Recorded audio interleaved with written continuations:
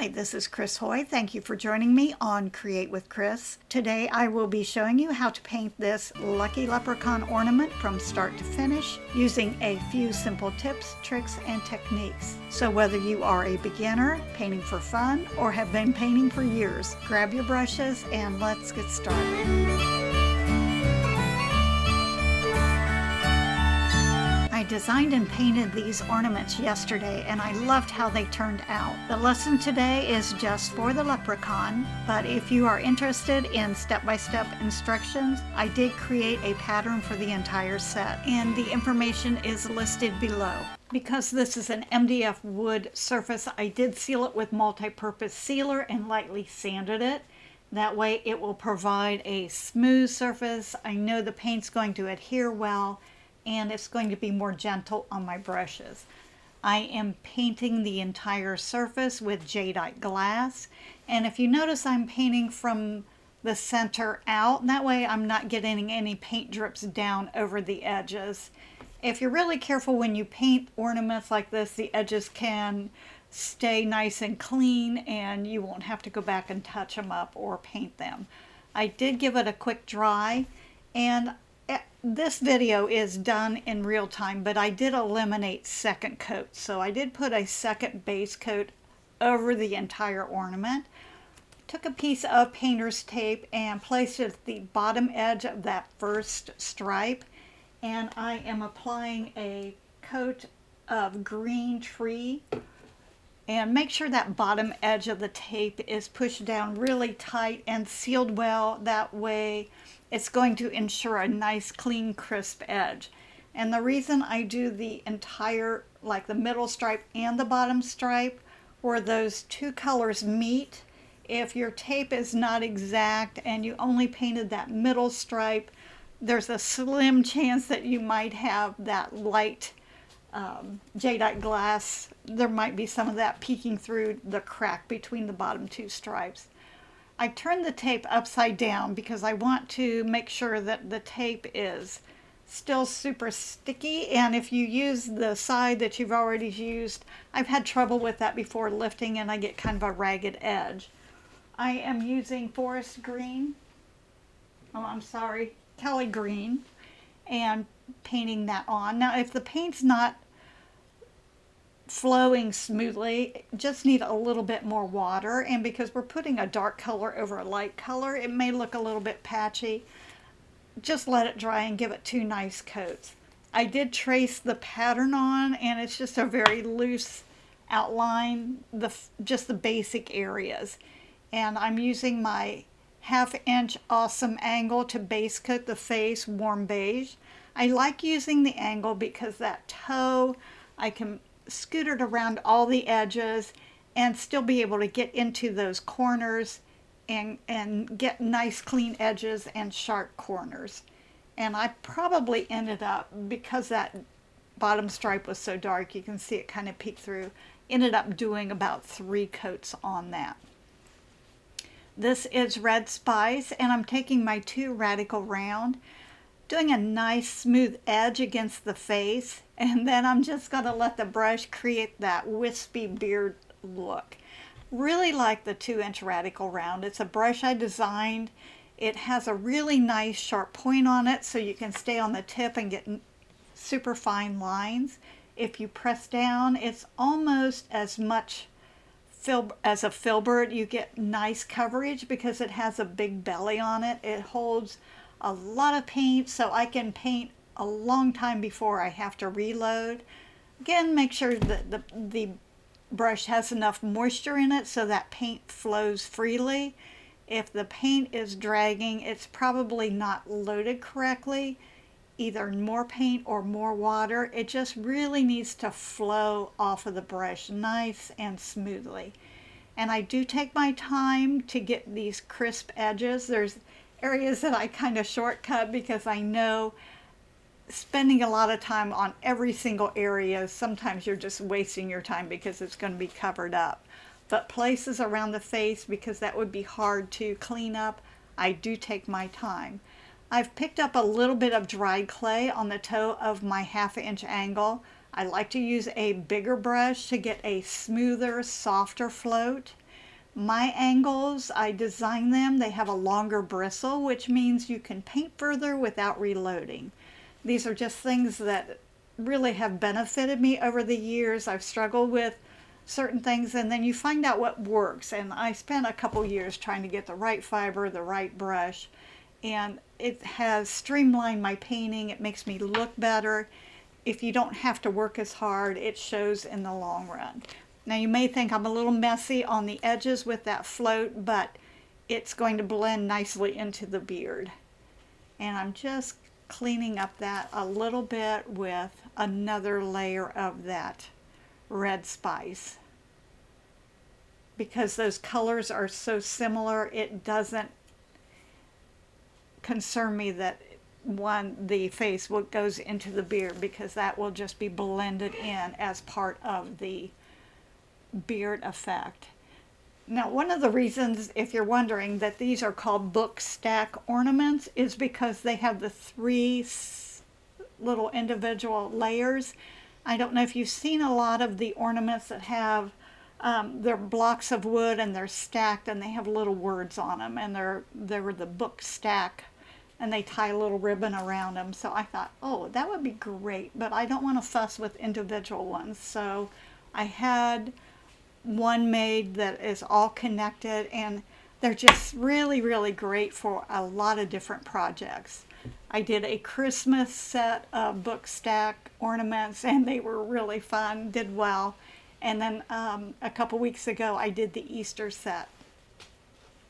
Now that I have the face base coated on, I'm going back and just putting the basics of the facial features. The eyes are Snow White, and I'm using my Radical Round. Again, I can have that pointed toe to get those real fine details, and the strength of the brush to fill it in. It's just a super nice brush to work with. And it does go rather quickly because there's a lot of bristle in there to hold the paint and allow for longer open work time. The eyes probably need 2, maybe 3 coats on them. Actually, after the iris is painted in, there's not a whole lot of the white that's showing. I just want to make sure when anything has an eyes on it, that's usually where focus is when someone looks at it. So I like to make sure the eyes are nice and clean. Using my painter's pal and dry clay, just dry brushing. And I've loaded my spectacular stencil brush with a little bit of dry clay, wipe it over a paper towel, and then just gently dry brush that. And it gives a really soft, almost an airbrush effect. Loaded my Epic script liner. This is another brush I designed with dried clay to paint the mouth, and just very carefully lining that in there. When I originally designed this, I wasn't sure if I wanted his little mouth open or closed, and then I decided I would like just a little bigger grin, so I made more of an open area. And because I'm designing this as I'm painting, there's a lot of thoughts shifting around in my mind on which way to go. So a lot of times what I envision when I start out is not what I end up with. I put some little cheek lines in there, and later on I took those out. I have loaded my spectacular stencil brush with red spice, wipe it off really well on a paper towel, and then gently dry brush the cheeks to the desired intensity. And you can see I'm bouncing back between one cheek and the other cheek. I found out if you work back and forth, they build up at the same consistency, and you don't have one cheek that's like substantially brighter or bigger or stronger than the other one. They kind of build up evenly. Brighten the top of the nose. I'm using a little bit of warm beige just to brighten that center and top edge of the nose just a little bit. I'm using my 1/8 inch awesome angle. Blend that in softly. And I use my stylus to dip, dot, and drag, and it creates a perfect little comma stroke. It's just a really quick way to add that in. Using my painter's pal to create the iris, and I'm painting it with green tree, and that's that middle tone green. And I'll tell you, if you don't have a painter's pal, they are such a fantastic tool. I use them almost every project I paint. I have trouble with circles and ovals, and there's a whole line of painter's pal that will just really streamline whatever you're working on. Always makes you look better. Loaded the toe of my 1/8 inch awesome angle with Hauser dark green, just blending that around the outer edge. And this is going to create that nice sharp edge around the outer edge of the iris. Start to create some dimension. I do take a little bit more time with the eyes. I fuss with them a little bit more. I want to make sure that when they're finished, they're going to look great. I use the handle end of my brush to dot the pupils, and it's going to leave a dome, but I usually wipe my brush off and go back in and lift that extra paint out. Add a little bit of a highlight down in that bottom right hand corner, brighten that eye up, give it a little bit of sparkle. This is with the jadeite glass. Going back with dry clay to create that bottom edge of the eye. And not only is that creating the bottom edge, but I will float a little bit of a shade under there as well, and that helps. If that line looks too strong right now with the floating and the shading under the eye, it just blends it in really nicely. I switched over to soft black. I'm going to line the top edge of the eye right over the iris and just round it out, shape that eye up, and bring that down. And if the eye is not quite right, I can go back and touch up any parts that are like sticking out that I've in that top right corner. I'll go back and just touch that up a tiny bit. Adding the eyelashes, I usually don't add more than 3. Just gives a little more whimsy. And keep that paint nice and fluid. A lot of moisture on the brush. Should be able to paint those lines very smoothly and quickly. Let me know if you like the painting lessons in real time. I did, like I said, take out the dry time and the double base coat time, but I thought maybe this would be kind of fun to do this in real time. The underneath the eye, I'm floating soft black. This is so effective. This really makes the eyelid create a shadow over the eye, kind of pushes it in, adds that extra little pop of dimension that really looks impressive. So be sure to take time to float this little shadow in there. It's so important, and it's really creates an effective, impressive results. Just that little tiny float. Keep the paint light. A little bit of paint makes a big difference, and you can always go back and add a second coat if it's not strong enough. Going in with dried clay just to really sink those facial features into the face. A little bit of shading around the eyes, all around. Make sure not to put too much underneath the eyes, because if it gets too heavy under the eyes, he'll look tired. And we want him to be happy-go-lucky. A little bit under the mouth, a little bit under the nose, and you can see how that just really settles everything in. Little dip dot of Snow White in the top left of the pupil, just a tiny bit, and that gives that little bit of life in the eyes. And I'm going to go in and add just a little brightness in the bottom right hand corner. Just a couple little dots, just a little bit makes a big difference. And I was going to float the inside of his mouth with soft black, but it didn't work out so well, so I ended up switching to my Epic script liner to really put that in there nice and neat, and it's just a little more effective. And I used my Epic script liner. I just had a little more control with the angle. It was just a little bit messy. And I'm just going to go in with a little bit of Snow White, brighten that bottom lip, and you can see how that cleans it up just really nicely. Brighten that chin up with a little bit of Snow White because his little chin's going to stick out over his beard, and I wanted to make sure that it was very, it did protrude just a little bit. When I'm adding the highlights, I usually like to keep them consistent, so I'll add them in different places at the same time and build them up. Going back now with red spice to just lay in those eyebrows. They're big and bushy. I use my number 2 radical round. While that's drying, I switched over to my 1/2 inch awesome angle, and I have loaded light cinnamon on the toe of the brush. I'm just going to float it around the outer edge of the face.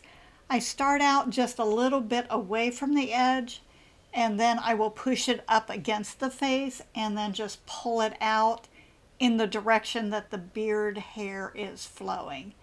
And that will just give the look of more shadowed detail very quickly and very easily. I usually lay in the background tones with bigger brushes and then go back with the smaller brushes to get more of the highlights and the details. Using that same light cinnamon to deepen the bottom edge of the eyebrows, picking up a little bit of spiced pumpkin. This is fun, and I'm using the number 2 radical round, just pulling it in from the outside toward the face. Make sure that paint is nice and loose on the brush. This looks a little bit garish or a little bit bright, but spiced pumpkin is a little bit on the translucent side, so as it dries it tones down considerably. And sorry about going off the edge, but I'm doing the same thing all around the beard, just starting at the outer edge and pulling it in. It makes the beard not look so raggedy. I have a little more control on the tips, so for him, he just wanted to be a little more tidy. Using that same color, Spiced Pumpkin, on my Epic script liner, and you can see how adding those little more controlled, finer details on the eyebrows, and then I'm just dropping down and doing the same thing in the beard, just adding some finer details. Between this and the very loose strokes, it starts to build an intricate background base, and it looks like there's been a lot of time spent on that beard. Loaded my 1/2 inch awesome angle with Hauser deep green. After I did this, I decided it should have been the Kelly green, so in the instructions I will say base coat it with Kelly green. And the reason that works better, it's always easier to darken than it is to go back and brighten or lighten up the background. Using the number 5 radical round for the brim really is, it holds a lot more paint. It's almost like a filbert on steroids. It has a nice thick body of bristles, and then I can go up on the tips. I get nice sharp edges. I can get in those little points. I can round it out. I can sharpen it out. It's just another one of the brushes that I developed. I have certain things that I just really felt would make my painting world a little bit easier, and then I worked on creating that. The little bit of background behind his beard, I wanted it to be darker. It was just in my face. When I looked at it, that just really caught my eye. So I just took some of that Hauser dark green, went back and toned that down. Now I'm going in with the Kelly green. In the instructions, it'll say to paint it Kelly green and then shade it with Hauser dark green. You end up getting the same results, but it's just a little bit easier to darken it down than it is to brighten it up. Just using the 1/2 inch angle. I was going to paint the hatband green, but I accidentally got into the spiced pumpkin, and you know what? I like it so much better that I stayed with that. It looks really pretty over that green jadeite glass base. So I just put the first layer of spiced pumpkin right over that jadeite green, and it gives a really interesting look. Going back after it dried, just going to strengthen that up a little bit with spiced pumpkin. And you can see how orange it becomes. I kind of like that darker color on the edge, pulling in a little bit of red spice just to deepen that down. And let those colors blend together. They're not out of the bottle results, but they have a really nice effect. Using yellow ochre to paint the buckle on the hat. And I'm staying on the toe of that radical round. I was going to use my Epic script liner, but I wanted the buckle to be just a little more substantial. So I bumped up to the radical round. It just gives a little more strength, a little more width on that buckle. And I do stop and let it dry and put a second coat on everything. So don't forget, it's going to take just a little bit more time. Picked up a little bit of that yellow ochre just to brighten the right side of the hat band. And I thought that would look kind of nice on the beard. And you can see when I paint, I jump around. I don't just paint the beard completely and then paint the hat completely. I think when you go jump around from the beard to the hat, it helps to balance it out, create the same highlights throughout.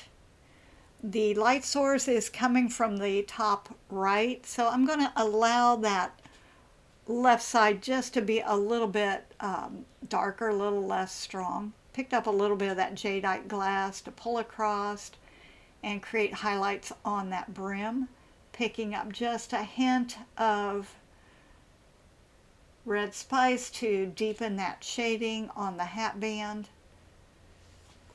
Around the buckle, create that dimension, a little bit of highlight in the center where it's raised up, and brighten that hat band with just a little more of the spiced pumpkin. Don't be afraid to jump around. Just try a little bit of paint makes a big difference. And I know it looks like I'm putting heavy layers on. I am not. Just little touches of color. Adding a little brightness. This is Snow White, and I just want that to sparkle. So I'm not doing it real solid, just hitting it kind of here and there.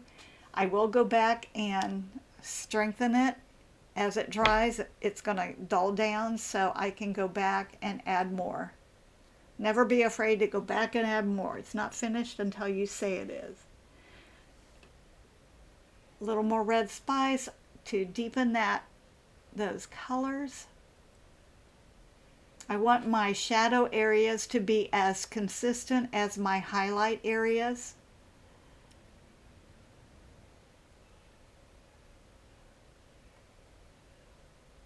Just little bits of paint. I have the same there. I'm going back to brighten those highlights up. Look what a difference that little bit of paint makes. Doesn't have to be much. Just a hit and a touch. Sometimes that's all that's needed. Yellow ochre on the beard.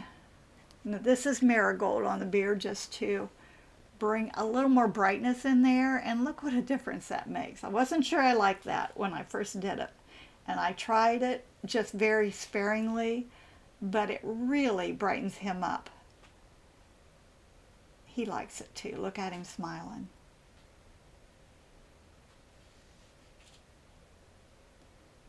And I brought that color up in the buckle as well.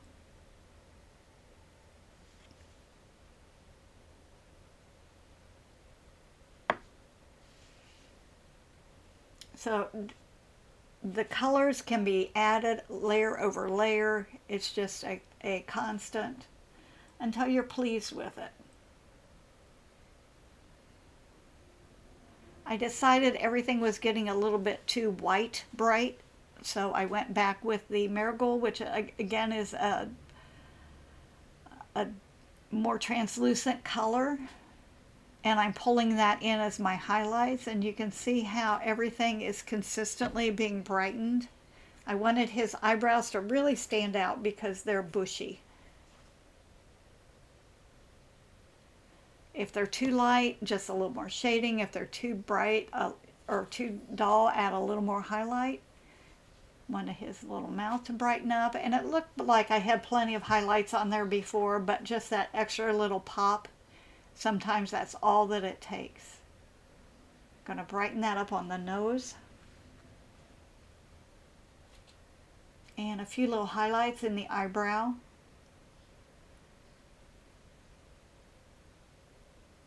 And back again to the buckle.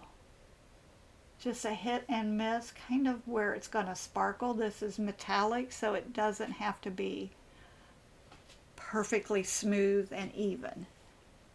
Little bit on that hat band, and this is white. So I had bright white and I toned it down. Now I forgot to turn my camera on when I painted the shamrock, so I thought I would just do a demo on the shamrock. And I'm using my number 2 Radical Round just to paint. It almost looks like little lopsided hearts. Shamrocks are kind of fun to paint. Painting that with green tree. Just want to make sure those edges are smooth. And the paint is nice and even. This is just the base coat.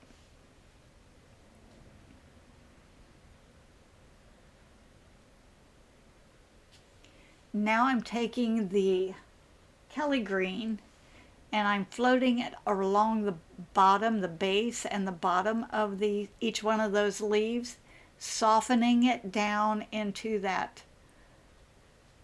jadeite or in that green tree base. And I did put a couple coats of green tree on. It was just a little splotchy. Using the toe of my brush just to even up that edge. And then I am using the heel of it to kind of blend it out if it becomes too strong. That's why I like my angle. I've got a clean part of the brush and a loaded part of the brush. And I can manipulate the paint. My paint is always very loose, so I can move it around for quite a time. Pull that Kelly green down into the stem. Give it a quick dry, and then I'm going back with Hauser dark green, pulling those colors out from the base up into the leaf, creating that look of veins. I did bump down to an 1/8 inch angle so that I had more control. And you can see how I just kind of force it down with the toe and then pull it out. The heel of my brush is still nice and clean, so I can use that to mop out any, if I get the paint on there too heavy, I can use that to mop it out just very softly. Take the toe, tuck it down in the middle, let those middle sections blend together. It's heavier on the bottom and the left side. That's where my light source, top right, so I'll allow that to be a little heavier. And I can use the toe of my brush just to sharpen those edges up, nice and clean. I did pull a little bit down the stem. Now I'm going in with jadeite glass to brighten that up. Look how nicely that blends in there. This is just a very light float of color. It's not heavy, just enough to brighten it. A little bit on the toe. I have a fair amount of moisture. I can really manipulate that paint, move it around, and get the exact results that I want. Everything is dry between layers of color, so allow your paint to dry before you put the next float or shade on. Wanted to brighten that stem up. I have jadeite glass on my Epic script liner, and I just want to pull that up. Pretty little shamrock. And then I'm using my stylus. I thought it would be fun. This is a whimsical piece, to add just a little bit of dip dots on there randomly, mostly in the brighter areas, but I kind of dotted some down in the darker areas as well. So I had painted this shamrock over the weekend. When I went back to work on Monday, they had created a new stencil, which is really pretty, with shamrocks on it. And I thought, oh, I wish I would have had that stencil to create my ornaments. So I thought I would add the demo in here using a stencil because it's so much quicker and you're always going to get just a perfect shape with a stencil. It'll be identical. And I use my painter's pal just to mask off. Sometimes I'll take a piece of tape, but it's just as easy to lay that painter's pal in there and kind of scoot it around so you don't get paint into any of the other areas that you don't want. Basically doing the same thing that I did with the hand painted shamrock, just using the 1/4 inch awesome angle and Kelly green to put my base coat shading in there. Kind of struggled a little bit. My brush had dried out on me, so I was getting it back into condition. If you don't have enough moisture in your brush and the paint doesn't flow easily, it's not you, it's the brush is not loaded correctly. And I know that, but sometimes, you know, you still have to remember that and make sure that you do have the paint loaded correctly, not too much, and enough moisture that you can really manipulate that paint, move it around. So instead of spending all my time trying to make sure I get my shamrock shape correct, I've already stenciled it on, laid in that first layer of Kelly green shading, and then I can just go back in there and put that Haughey dark green in, and already it's probably taken about half as much time. And I was kind of anxious after I painted it to see if you could tell if it really looked stenciled or hand painted. And I think that's what we're finding out with stencils. They are painting tools. They're just there to help us get the shapes in, and then we can work our magic with our brushes. And it's just really does help to speed up your painting time. I am all for something that's going to make me look good and not have to work as hard. And I think that's really evident in the end results. I was extremely pleased and a little bit regretful that I didn't have the stencil to create the designs with. And so it doesn't matter. Stencils can be used partial or complete.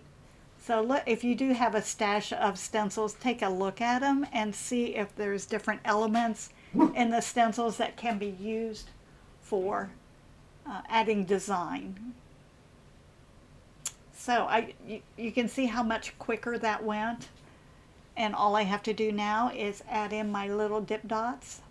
And I really don't think you can tell a difference between one or the other. So the results are excellent. So the camera was off for the lettering also. And if I am not using a stencil for my lettering, I will use my white chalk pencil just to mark where my letters are going to be. I like this pencil because it erases with water. So when I'm finished, I don't have to worry about getting rid of any lines. And just use a little bit of water in it and the tracing lines just disappear. Using my Epic script liner, I've loaded it well with Snow White paint and water just so that it flows on. The first coat's always going to be a little bit thin and uneven. Make sure to keep light pressure, even pressure, go slowly. The second coat's really going to be where everything becomes even and nice and strong and looks great. You can still see those tracing lines underneath. I'm okay with that. Just going back now to cap off the letters. Make sure to put the brush down, pull it across, stop, and lift up. That way the start and stop lines will be nice and defined and even. They're not going to go at a point. Remember, the first coat's going to be just a little bit rough. The second coat is where everything starts to become a little stronger and a little more even, and it's going to look great. These are fun letters. They don't have to be perfect. If I want perfect letters, I'll get a stencil or spend a lot more time on it. To do the eye, the dot for the eye, I just use the handle end of my brush. Now the little sparkles, I added those afterwards. I wasn't sure I wanted to add them, and I went in with my stencil and I dry brushed a sparkle on there. Did not like the way it looked. It was not strong enough.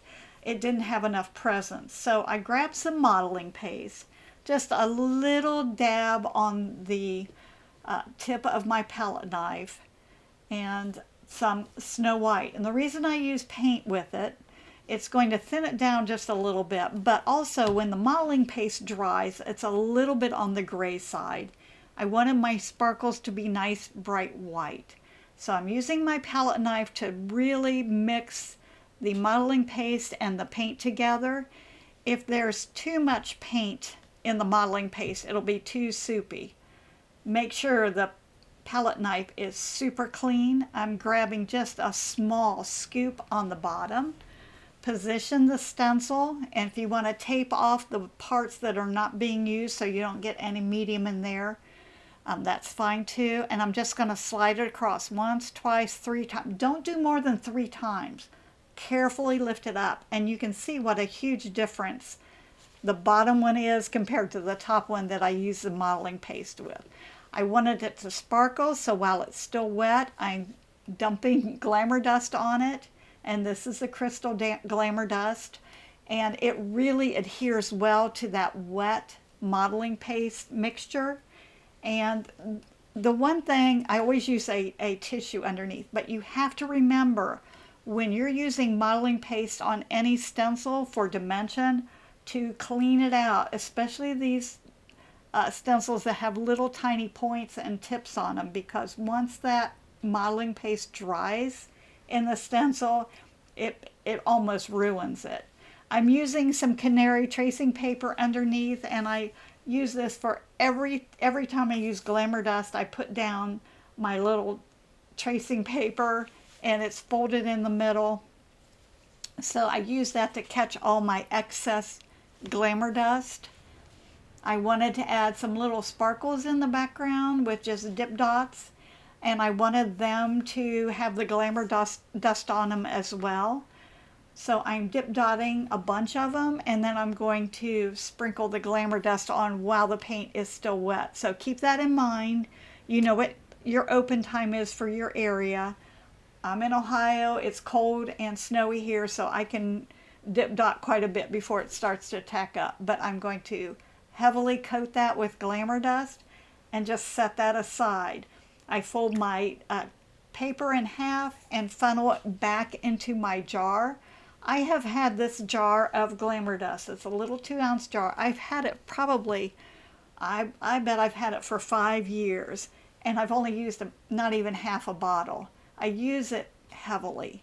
It doesn't take much to really make that sparkle, but I had trouble with my modeling paste. It dries out quickly. So I found out, I love my distress sprayer, and I have it filled with water, but if I mist inside my modeling paste with a couple squirts of water and then put the lid on, it doesn't dry out. So give that a try, because it has helped. It has really extended the life of my modeling paste. Make sure to clean the palette knife as well, especially the bottom and the sides. If you are enjoying this video, please like, hit the bell, and subscribe. That way you won't miss out on upcoming tutorials. I would love to hear from you, so let me know if you have any comments or questions. I love how this turned out and hope you learned a few new tips, techniques to make your painting life a little easier and a lot more fun. Thank you for joining me, and I look forward to our next painting adventure together. And remember, a little bit of paint makes a big difference.